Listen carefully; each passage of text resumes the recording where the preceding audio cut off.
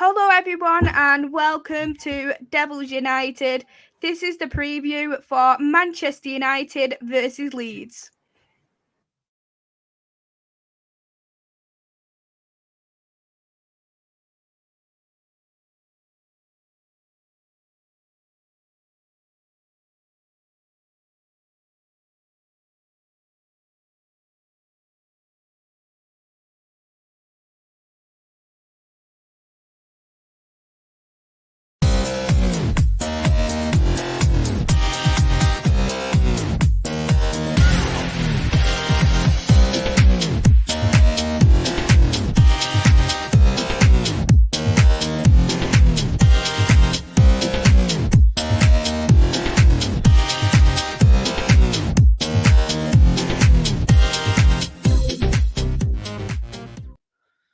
Hello everyone, welcome back to Devils United for a preview against Leeds. And today I've got two brilliant Leeds fans of Connor and Karl. How are we both? Good, thank you. Yeah, I'm not too bad, thank you. Oh, good. Glad you're well. Thank you both for coming on.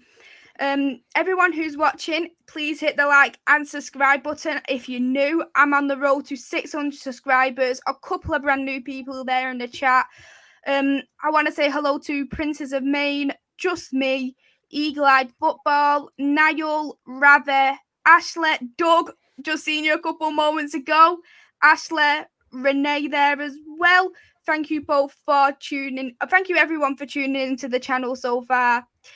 So we'll start with Leeds because they've been in the Premier League now 2 seasons in a row. And I'll go with you first, Connor, of how you think the season have gone so far for Leeds.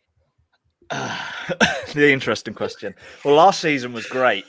This season is a bit of a mess. I'm going to blame it on the injuries, as most Leeds fans will do. I can imagine I think there was a period of 4 or 5 games where we had 10 first-team players out injured. Mm-hmm. So if you take 10 players out of any team, they're going to struggle. So I think to not be in we are in a relegation battle, but to not be even further in that with the players that we've had out is amazing and down to Bielsa's coaching, I think. Exactly. You've had quite a lot of players injured, haven't you? The Calvin Phillips, Bamford. Are they both out for the game at the moment, Connor? I believe so, yeah. I don't know when Bamford's meant to be back, but Bielsa said Phillips and Cooper should be coming back at the start of March. So you're lucky with that one. Yeah, advantage for Manchester United at least. But for you, Karl, how have you felt like the season has gone? Has it been, how can I say, disappointing considering where you finished at the start of where you finished at the end of last season? It is, and I agree. I echo what Connor said 100%. I think it has to be solely blamed with our injuries. We didn't expect to have 10 first-team players out injured. We've had most of our squad is basically the place for the under 23 and under 18s, and I think especially with Bamford's injury, that's been our issue. It's been our big miss. It's our big missing up front, and especially with Phillips, who's the anchor of that midfield, and also Cooper. In that defense, it's just been hard without those 3 key players. And be frankly honest with you, with Bamford's injury, we don't know when he's going to come back, but we do need Phillips and Cooper back in the squad, and hopefully they'll be back in around about March. Mm-hmm. Fingers crossed. Well, fingers crossed for Leeds that you do get both Phillips and you do get Cooper back there as well. This was an interesting one I wanted to ask you both. It was actually about Bielsa, his future there at Leeds, because there has been all these rumours going about Bielsa's going to walk, Bielsa's going to be leaving, he's going to get sacked. Do you see for you, Karl, that Bielsa is going to stay at the club by the end of this season? It's a good question now, because after reading what Phil Hay said in The Athletic today, this seems a lot different this time compared to the last few seasons when he signed a 1 extension. I feel like this, I want him to stay, but in my mind, I feel like this might be an end. This might be the end. I don't feel like he might sign a new contract. I think he probably will sign if we get the substance in our squad, where we do need to get a bigger squad come this summer. But because we've been with two big names with Jesse March, who was at Salzburg and Leipzig, and SN Valverde from ex-Barcelona coach, you can see why now Leeds are making plans properly now, just in case that Bielsa does go. And then a third option for me going from Huddersfield, is Carlos Cobain. He's done well. He's done well at Huddersfield, and since we had him under as coaching staff, he's been one of the surprise names in there. So Leeds are very interested to try to bring him back at some point.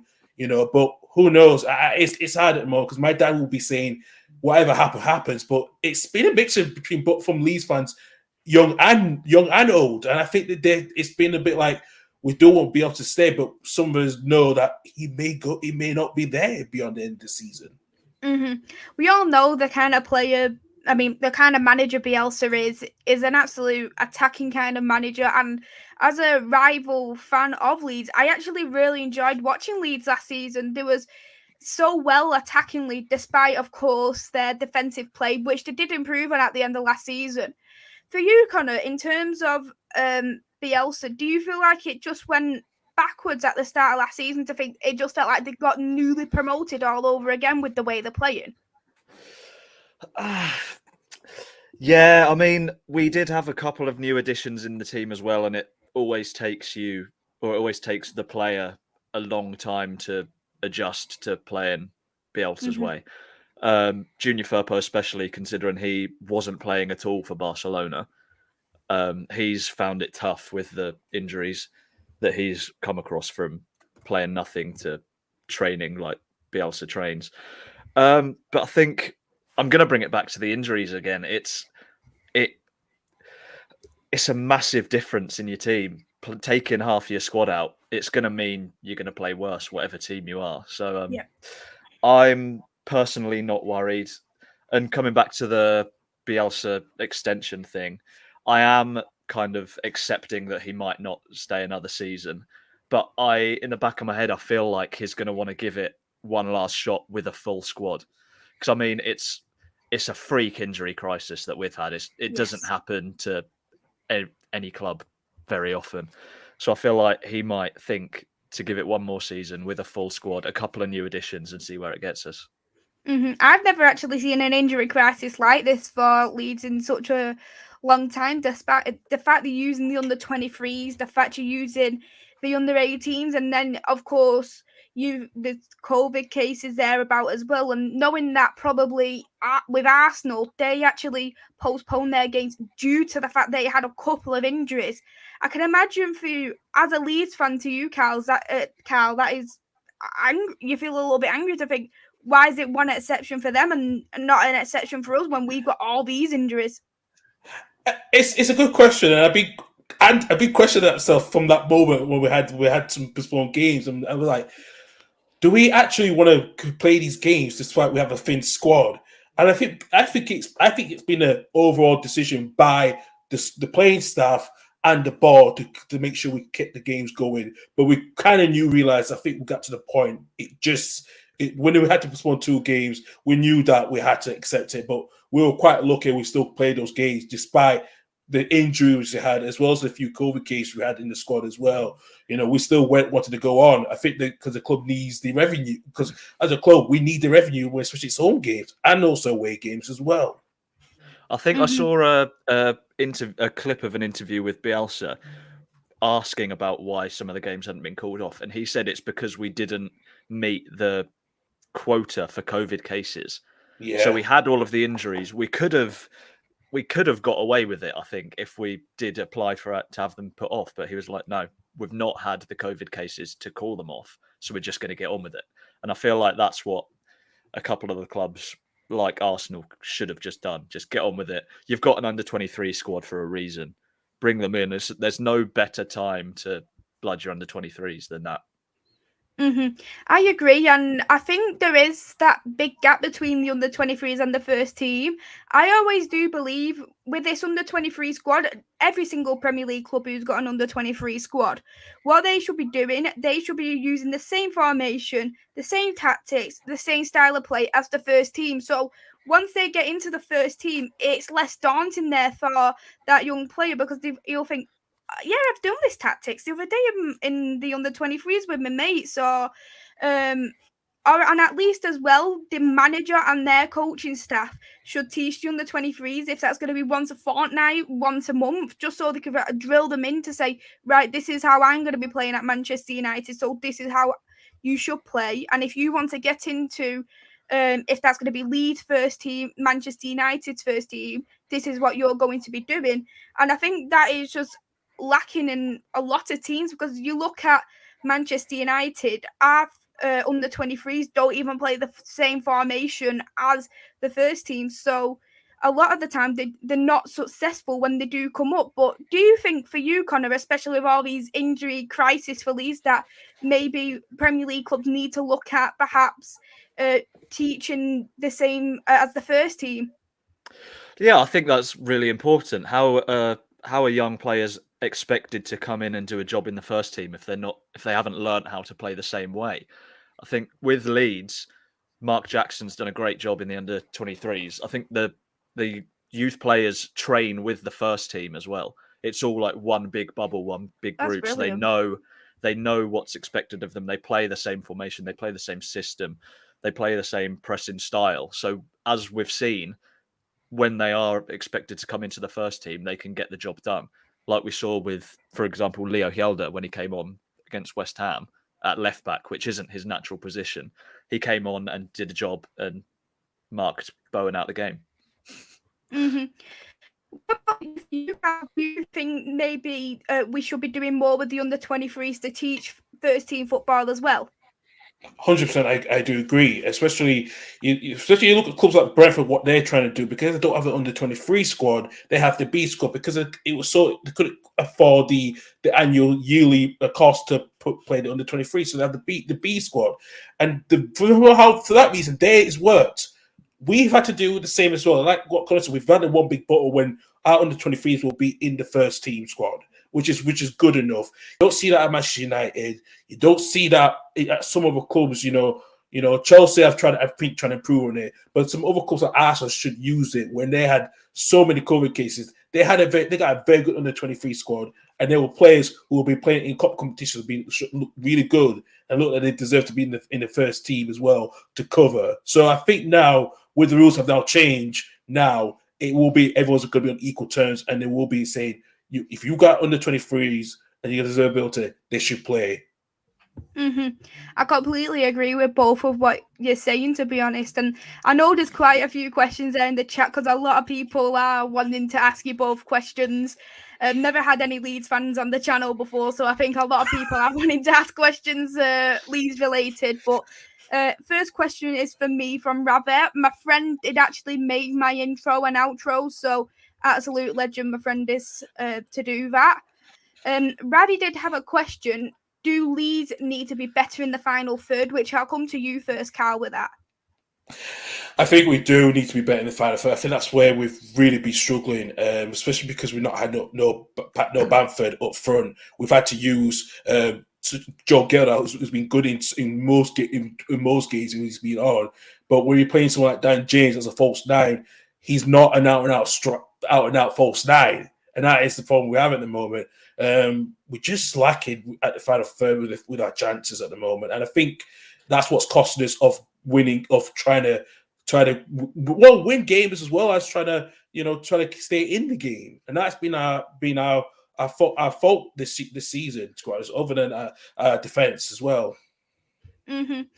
And the same question for you, Connor. Do you think with the final third, perhaps maybe Leeds could have gone out and got a backup striker towards Patrick Bamford, or look at other striking options apart from, of course, Dan James?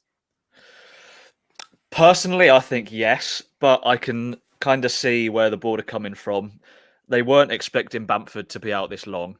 So if they were to go and get another striker when Bamford comes back fit, they'd kind of be redundant. They wouldn't need to play. We've got Rodrigo, which should be the backup striker, but he kind of plays centre attacking mid. And then we've got Gelhardt and, unfortunately, Tyler Roberts on the bench. Yeah. So there are options there. They're just not performing. So I think Bielsa is very loyal when it comes to his squad. He's going to give his current players a chance over someone that would have come in. We saw it happen with Eddie Nketiah. when he came on loan in the Championship. He was so loyal to Bamford that Nketiah ended up getting recalled because he wasn't getting the game time. So you can kind of see from either perspective. But with Dan James, he is very hit and miss when he plays up front. He is naturally a winger. He had a good game against Aston Villa. He had a good game against West Ham. But it's whether you take the chance on him playing up front, which I wouldn't. I'd put him on the wing, which is where it's dangerous. Talking to Dan James, that's exactly what Ashley has asked. What you think of the signing of Dan James so far? He's obviously come from Manchester United.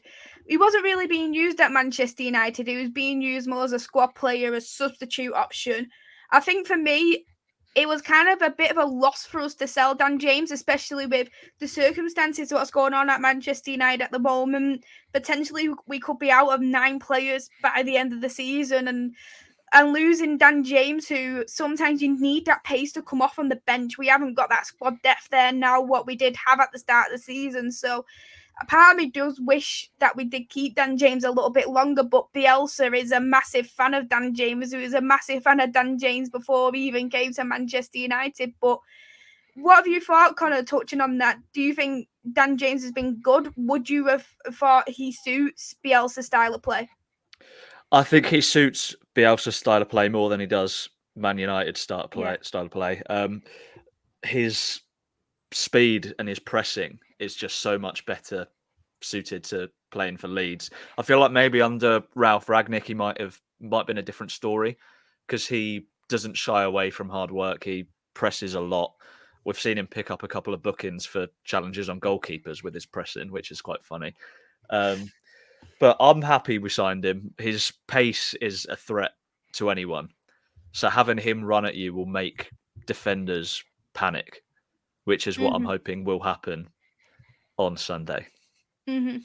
Same question for you, Karl, as well, regarding Dan James. And do you think what qualities do you think he adds onto this Leeds squad from the start of this season as well?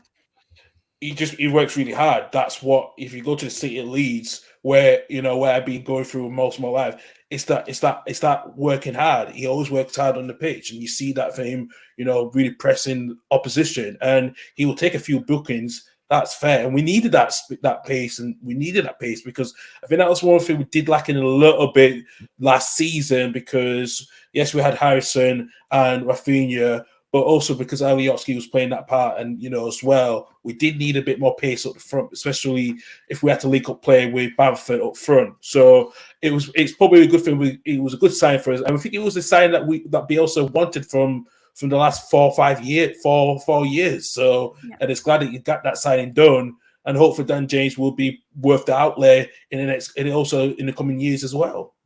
I've just seen a comment from Ashley saying Dan James is just pace. I think he's forgetting the hat-trick he scored against Aston Villa a couple of weeks ago. Yeah, he did have a hat-trick, and I know a lot of people don't really rate Dan James, and to be honest, I just think for us, he was definitely a squad player. I think he just came at the wrong time for Manchester United, the wrong manager perhaps, just because he's a bit like, how can I say, he's a pressing kind of player. He's a fast kind of player. And when you've got a team that's not a pressing type of team, you're not going to stand out compared to the rest.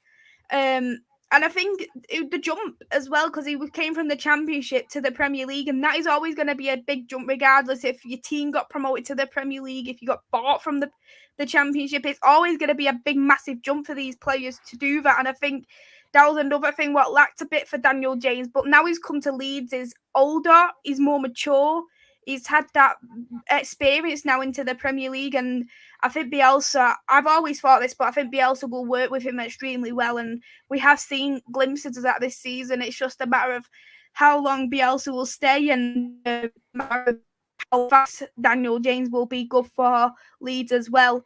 But Niall has a question for you both regarding Calvin Phillips. Will he end up at Man United? No.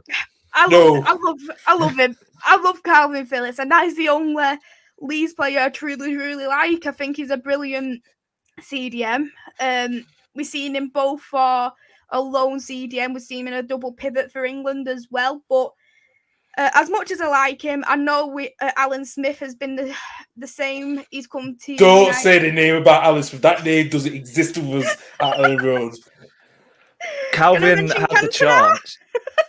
Calvin had the chance to join Aston Villa when we were in the Championship and they were in the Premier League, and his nan said she would have disowned him if he went to Aston Villa. Wow. Unfortunately, Granny Val isn't with us anymore, so I think that's going to play a massive part in his future, whether he does decide to leave. Do you think he's going to stay out? Do you think he's going to be, because he's obviously came from the academy, do you think he's just going to be that academy player, come through to Leeds, and he's going to stay at Leeds until he retires, do you think? I would love that to happen. It depends how much we improve. I think if we are going to sell a player in this summer, it will be Rafinha. I feel like, although he's a world-class player, I feel like he is more replaceable than Calvin Phillips is. For me, Calvin Phillips is one of a kind in our system. It's true though, but I'm going to make a twist. But if Bielsa doesn't stay beyond the season, I think Phillips will leave, and that's one thing, because I think that's what I feel like why Calvin Phillips is not signed a contract extension yet, because he's even though it's still ongoing, but I think that will not be fully dealt with till the end of the season, until where Leeds are going to be and what Bielsa is going to do. So it is a bit of a limbo at the moment. What happens at the end of the season if Phillips is still a Premier League player or not? Mm-hmm. I can imagine though it'd be sold for a lot. It'd be sold for quite a lot though, wouldn't he, Calvin Phillips? Because he's one of them players where he is a crucial player, and especially when he's well loved by the club, he's gonna be a lot of money. Because I even said at the end of last season, before the Euros, actually, I said, because we all knew about Daniel James, I said what we could really do, we could do Dan James plus 30 million for Calvin Phillips, CDM issue sorted, offloading a player. We were not selling for 30 for that low kind of money. If he's an England international, This was before the Euros. It doesn't matter. He's got English tax anyway, and Player of the Year England tax. So, right. 70 plus for me. Exactly. Is that including Daniel James as well? Or just the 70 million? Well, we've already got him now, so... Exactly. Yeah, straight cash. 70 million. That's all plus million. Straight cash. You could get another Rafinha with that's for sure. Well, we only paid 18 for him anyway, so... Exactly. True. Well, it'd be worth a lot of money, I'd say, Rafinha, in this transfer market as well. Because he's a crucial player also for Leeds. But Rich has got a question. Is the rivalry still huge? I'd say yes, it is still huge. It's actually the rivalry in Manchester and Leeds was even way before football. It's more history based why that is the case with Yorkshire and Lancashire kind of thing, and that is where the rivalry has come from. So I do say, despite the recent results, I still say it is a very huge rivalry. I wouldn't say it was the biggest rivalry, because I do consider, for me, Liverpool as our biggest rivals. People will say Man City, but I actually do consider Leeds as a bigger rival than Manchester City as it stands. But for you, Connor, do you think Manchester United is your biggest rivalry for Leeds? Yes, I think so. I think Man United fans try to play it down a bit because of where we've been in the last 20 years. We weren't in the Premier League for 16 years, but I think every time we did play, for example, that FA Cup day in 2010, you saw how much the rivalry is still there, and any chance that Man United can have a dig at Leeds, they're going to take it, because it's still a massive rivalry, whether they say it is or not. Mm-hmm. I agree with that completely, and we didn't really see it, obviously, the first game of the Premier League last season for us at Old Trafford, because it was still behind closed doors, but especially when there's going to be fans about as well, the rivalry is going to come from 0 to 100 because of the fans alone, if you agree with that, Karl. Yeah, I 100% agree with that. I think during last season, where we did have the fans in, I think that was a huge missing point for both clubs, especially after being back in the Premier League, after 16 years away. So I think now, for the first time in so many years, it's going to be a full crowd of both sets of fans, and it's going to be really a big, huge atmosphere this Sunday. It will be, and I think both teams are under pressure, especially where both our teams are at the moment. So I think it's going to be a lot of huge pressure from the fans this weekend.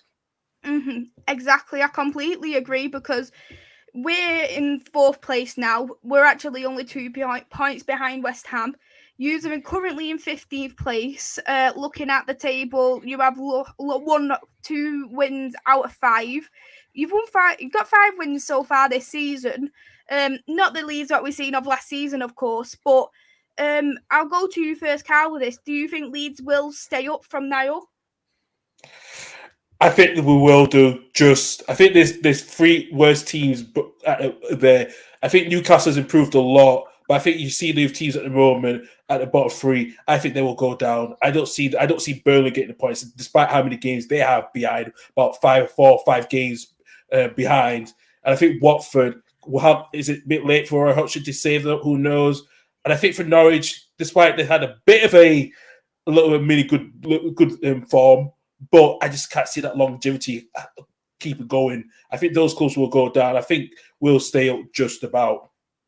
And what about for you, Connor? Because not just Leeds who are in that relegation fight. We've obviously got the bottom 3, Norwich, Watford, Burnley. Newcastle are near enough about, despite losing the last 5. Everton are even in relegation shout, and I'd even say that Brentford are as well, because they haven't been too well. But do you think Leeds are safe for another season? I wouldn't say safe just yet, but I think we will stay up. The next couple of games are tough. I think we've got Liverpool, and then Tottenham in a row. But then after that, I think we should start to pick up a few points, because we'll then have Phillips back. We'll then have Cooper back. Hopefully Bamford will be back. So they'll be coming back just at the time when we're playing the teams lower down the league, and should hopefully get a few wins to secure survival. Just want to say good evening there to Lanzo. Thank you for tuning in. There's a lot of questions for you both. I'm so sorry with all these questions, but Ashley wants to know if you think Bielsa's play is outdated, and I'll go for you first, Connor, with that one. No, I don't think it is. I think you still see Pochettino and Pep. They based their style off of Bielsa, and they seem to be working pretty fine. So I think if you gave Bielsa the players that both Pep and Poch have got, it would be absolutely fine. It's just because he's working on half a championship squad still. Do you think it's outdated, Karl? Because a lot of people say Bielsa's got a plan A, don't have a plan B. No, it's not. No, it's not outdated. I agree with Connor. It's not outdated. I think if Bielsa had the players that he had for like what Pep and Pochettino has, just like that, then we will be way beyond above the relegation. We will be in the top 10 for crying out loud. And I think because we got, like I said, the squad at Leeds, the squad is still half the championship squad. This is the club that came with championship players, and they've went above what they usually how they play averagely to a team last season, how they played last season, and so I don't think it's never been outdated. I don't see it outdated. No. You said about Bielsa's plan. His plan B is do plan A better. Yes, which I think it's a great plan B. Just be better. Does that always work though? No, it doesn't always work. But I think not all plans always work. Like all plans don't always work. Whether it's plan A or whether it's plan P, like it's not always going to work. That's very true. Hello there to Del Barguna. Thank you for tuning in. What do Leeds need to do to cut through United's midfield? Let's just be honest. A lot of teams have exploited that Manchester United midfield. With the players that Leeds have got, probably might be a little bit of a field fest for Rafinha. Could be a little bit of a field fest even for Dan James. Depending on who we have there in that midfield, knowing that we've only got 4 midfielders now. We don't have any more midfielders. But for you, Connor, what do you think Bielsa and the Leeds team need to do to cut through Manchester United's very open midfield? I mean, Rafinha's not been in the best of form since he's come back from Brazil, so hopefully he'll start to pick it up and have a great game. But the last couple of games, we've been very open in midfield as well. I blame the Everton game on the 3-3-1-3 formation. I don't like to see that formation because there's just no midfield there. I think bringing Adam Forshaw back in will secure the midfield up a bit more and tighten it up. Having Phillips there would make it so much easier, but Robin Koch has done a decent enough job filling in for him because it's massive boots to fill. So I'd say having Click, Koch and Forshaw in centre mid should be all right. Yeah. Do you agree with that there, Karl?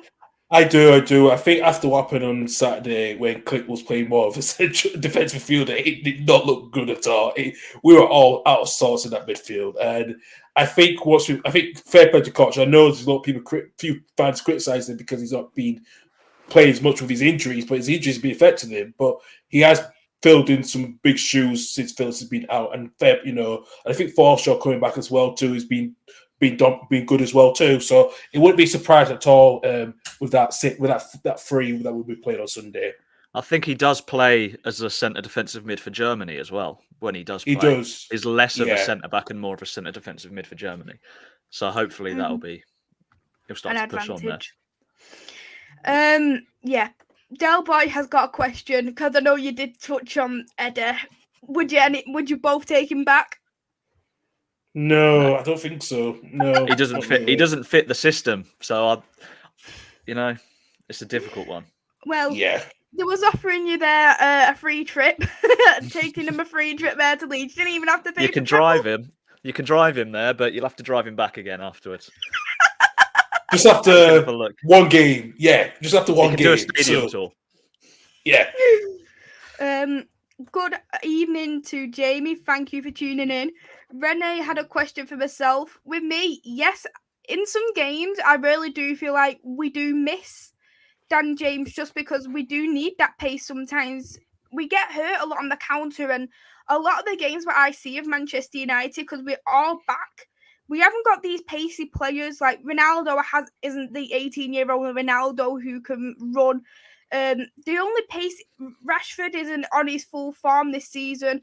The only pacey players is probably Jadon Sancho and Bruno Fernandes, and Bruno Fernandes' passing accuracy isn't the best. He's got one of the worst, I'd say, in games for Manchester United. So in times where we need we need to be a counter-attacking team, then games where we need that pace, I feel like we are missing out on Dan James, and especially knowing that we are down a winger now. We need a backup for Jadon Sancho. Lingard is that at the moment, but Lingard isn't really a winger, so it's just very difficult. And I think at times I do agree that that we do miss Dan James. But Ravi does have a question: which players for United do Leeds need to keep quiet in the game? Do you think, Karl? Well, obviously it has to be Ronaldo as usual. I think mainly it has to be Bruno Fernandes, because when Fernandes and Ronaldo play together, they do link quite well. So we do need to worry about that.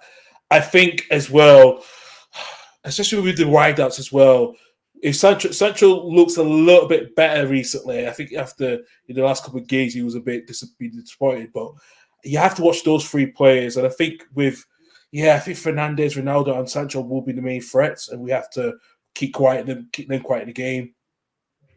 Mm-hmm. And what about for you, Connor? Who do you see Leeds need to keep quiet in terms of the Manchester United side? I think Karl's had it spot on there. Obviously, Ronaldo's the one to watch. Fernandes, on his day, can be a class player. I think this season, for me, has been a bit in and out of form. I don't know what you think, Maisy, about that, but for me, he does. Sancho seems to just be starting to hit a run of form. So, yeah, I think Karl was spot on with those three. Yeah. For me, in terms of Bruno Fernandes, I think a lot of people, with Bruno Fernandes, he comes in. he set the bar so high with what he done for Manchester United, because before he came through, Manchester United was lacking so much creatively. So we needed someone like a Bruno Fernandes with a little bit of energy, with a little bit of attacking in there. And he came in, and I think he was that key for us to get to third place during that COVID season. And he did as well get quite a lot of goals, quite a lot of assists for us as well during that season. So the second half of that season. So he was definitely a brilliant winter buy. I'd probably consider him one of the best Man United winter buys of all time because of the way he has improved our team differently, because I just wonder where we was without Bruno Fernandes. Last season, he broke records to get the highest ever scoring midfielder, broke Frank Lampard's record in the Premier League. Of course, he got us to the Europa League final, got us to second place. And a lot of people say Bruno Fernandes for this season is so out of form. Drop Bruno Fernandes. He's a horrible player. His passing's horrible. Yes, I agree. His passing isn't there. He does need to fix that up. He does whine quite a lot, and he's actually had over 5 yellow cards this season. None of them for fouls, all for him whining. And that is something what Bruno Fernandes also needs to snap out of. But if you look at it, Bruno Fernandes in the Premier League has still got the same amount of goals as Cristiano Ronaldo. Hasn't scored a penalty. He has got the highest assists so far in the Champions League, the highest chances created in the Champions League, and the highest chances created in the Premier League. So I do think the thing is that the expectation was just raised very, very high for Bruno Fernandes. And I think because he isn't what we've seen of last season and the season before, people automatically think this isn't the Bruno Fernandes. He's just out of form and we need to sell him. But I think if we sold him, I'd probably say it'd be an extremely bad mistake, in my opinion, if you both agree with that. I mean, people saying to drop him, who would come in to replace him if you did drop him? The only person who would be replaced is either Paul Pogba playing as a 10 or bringing in an under-23s of... But we know Paul Pogba can't play as a 10. We all see now he can't play as a 10. Where is his best position? No one knows at United. So I think it is the question of there isn't really any other option. And like Rafinha in the last couple of games, he's not been on form. But with him, you know that he has the potential to do something. So I think it's very similar with Fernandes. If you keep him on, there's always that little feeling there that he could come up with something to win the game. Mm-hmm. And for me, what I did notice when we obviously lost against Wolves, it just felt like we was very dry creatively because we actually didn't start Bruno Fernandes. A lot of people said it was because of the formation we played, which is that 4-2-2 at the time. Yes, I agree that did lack us creatively, but we are still playing this 4-2-3-1, still not clinical enough. But when Bruno Fernandes came on, it just felt like it was a lot more livelier on the pitch, and just that presence alone of having that liveliness of a player who is actually wanting to try and get these chances, wanting to win us these free kicks is something what we don't see of many other players, because a lot of the players what I do find from Manchester United, especially in the final third, I don't know if you do agree with this, Karl, but I just feel like the Manchester United final, like the front three, they don't really communicate with each other, in my opinion. It just feels like they look at another player who's clear of getting this goal to think, nah, I don't trust this player to score this goal. I will shoot from a long range, which is near enough impossible. That it doesn't matter. It's a shot on target. It goes for me, and I've showed to Ralph that look, I've got a shot on target, and I don't trust anyone else to get this because I want this goal. And I just feel like it's just so much lack of communication for the Manchester United team, which could also play advantage for Leeds. Well, that's been an issue for Manchester United for quite a while, even before Ralph Rangnick came in. There's not been communication from the team, and I think that communication that was a huge part of what Sir Alex Ferguson did do has long gone. It has been long gone since Sir Alex Ferguson left, and it's not surprising as well why there's no leadership in that Man United team. There's no leadership. There's no communication, And you see this now, thinking this might play a huge part for Leeds, where, yeah, some of the players are not there, but at least we have some communication and leadership. We are talking to each other. I think that's what is the big difference we have right now compared to what Manchester United have right now, because there's no leadership or communication. And I think with that leadership problem, you haven't really had a settled starting 11. There's always been changes happening. So that is going to affect the communication massively, because you're always guessing what the player's going to do. Because if you don't play with a player week in, week out, you don't know how they're going to play. Working with them in training is completely different to working with them on a match day. Yeah, exactly. With Ollie's team, it just felt very predictable. We always knew Maguire was going to get in. We always knew Luke Shaw. We always knew McFred. We always knew these players were going to get in regardless. But with Ralph, we've seen that he has dropped Luke Shaw. He has dropped Harry Maguire.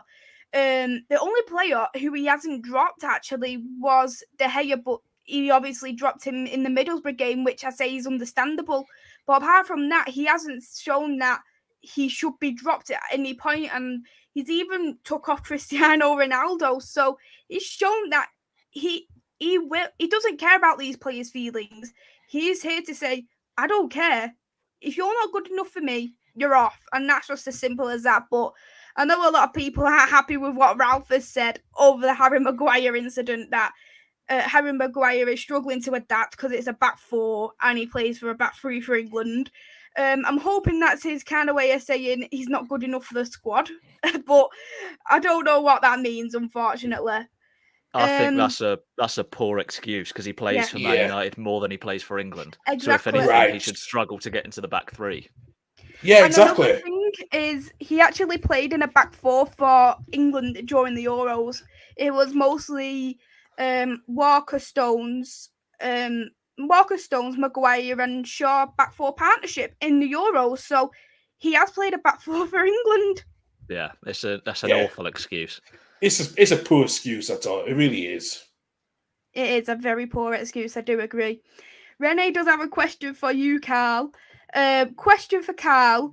Is Dan James good enough at Leeds? And do you think Dan James might score a 3-goal hat-trick?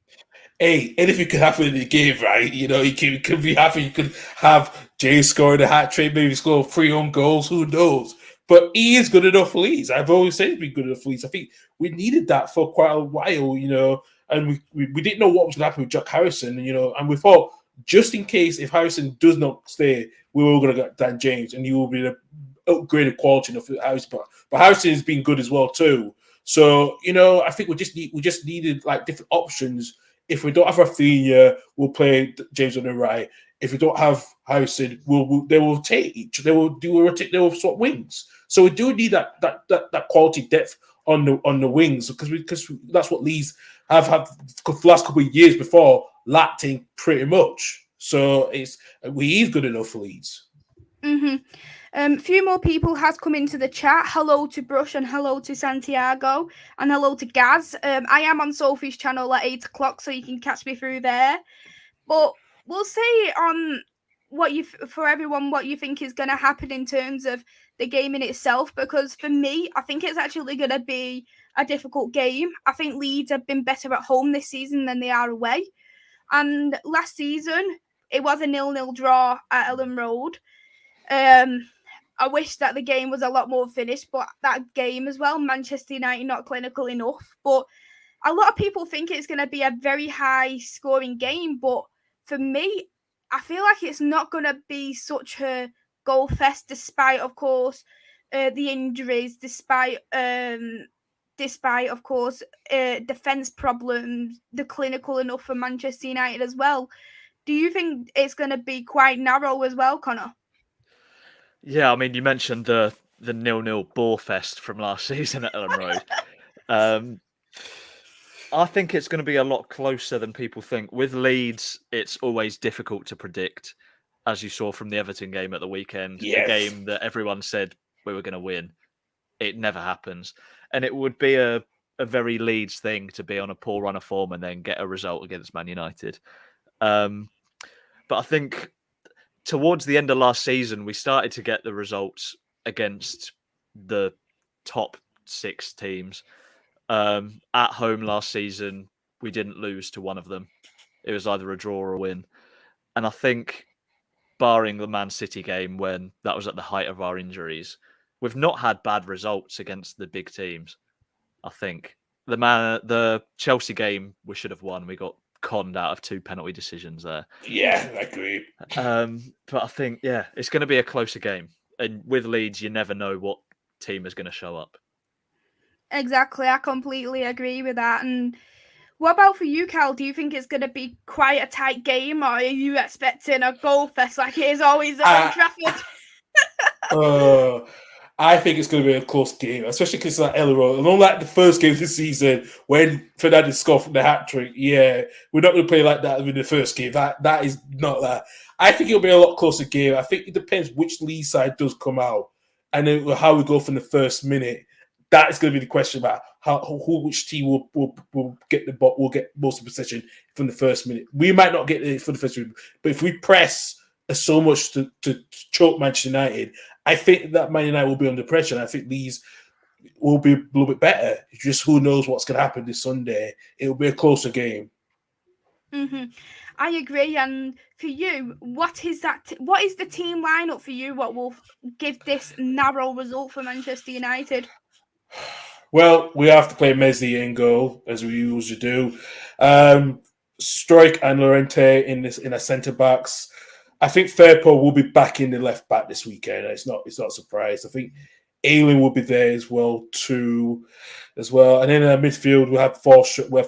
It's either Cock or Forshaw, but I think we'll play Cock in the CDM. I think Forshaw and Click in the central midfield, and under wide out we'll have Harrison and Rafinha, or even depending on Dallas as well on both sides. And then up front, well, we'll have to play Dan Jace. He's the only force we can trust at the moment. So. Mm-hmm. Would you agree with that lineup there, Connor? I mean, we'll have to wait and see. I think Bielsa's got his press conference on Friday, where we'll see what the extent of Dallas's injury is like. If Dallas is fit, I think we play him at left back over Firpo, because Firpo's been injured. You can't throw him in a game like this. You have to play players that are going to be 100% fit. I agree with the midfield and the defence. Struijk against Ronaldo. Struijk will be given the job of man-marking Ronaldo. We've seen him man-mark Antonio. Ronaldo is a fairly physical player. He's quite big, he's quite strong. So that should be the battle there. Cock at centre defensive mid with Forshaw and Click just ahead of him. Personally, I'd play Gellert, but he's not going to play him up front. So I think it will be Dan James starting. Mm-hmm.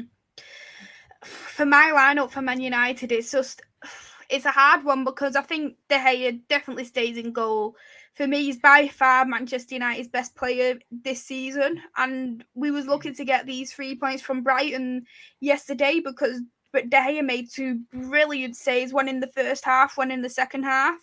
I was looking at the picture, I was absolutely amazed after the game, looking at thinking what a player that he has become. And I think he's been one of them players where he hit rock bottom at the Europa League final, and then he's managed to get back up and play brilliantly. He's already managed to save so many about 3 penalties this season, which he hadn't saved since around 2014, 2015. So he's managed to get better in his penalties. He's managed to get better in his stopping the goals going in. But it's just his distribution more than anything what needs to be looked at with De Gea.